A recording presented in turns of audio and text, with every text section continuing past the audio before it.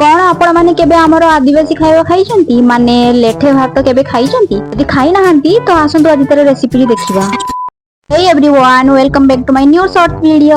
आज सकाळ सकाळ मते टिके जल्दी उठिया पई पडिला काहे कि ना आज आम घरे हमर आदिवासी मानकर ट्रेडिशनल खाଇବା माने लेठे भात होबार थिला। आपण माने भाबुतबे लेठे भात एटा पुनी कोन रेसिपी को जरा सबर करो, सब बताती हूँ किसको लेठे भात बोलते हैं। मु सकाळ सकाळ मो भाई को एली देलु गोडे पपिया पिछे देलु आ गोडे भाई तार देखु नांदी कुकुडाटा को मारी कि कोन करछि ता सहित जेहेतु मु नॉन वेज खाइनी तो मु मो पई डालमा बनाउथि आ एठी मु दी प्रकार डाली नेछि ता सहित पपिया बाइगण आ आलू आउ देरी न करी सेथरे लुण हल्दी देकी ताको सिजिया पई छाडी देली। एठी हमर गटे चुला रे भात बसची आ गटे चुला रे हमर डाली सिजुची।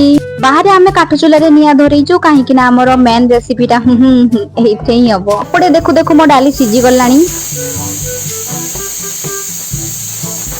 तापर डाली को छुंको दे 5 मिनिट फुटिया पई छाडी देइथली। आ एबे आसंतु लेठे भातर रेसिपी देखिबा। प्रथमे आमे मसला को भलो भाबरे कसी देइथलु, कसी देला परे सेथरे आमे मांस को पकेइकी ताकू भी भलो भाबरे कसी देलु। मांस भलो भाबरे सिजी गला परे सेथरे चावल को पकेई आधा घंटा सिजिया पई छाडी देलु। आ यार रेसिपी बहुत सिंपल, जेमिति आपण घरे चिकन पुलाव बनांती ठीक सेमिति ही आकु बनेइबे।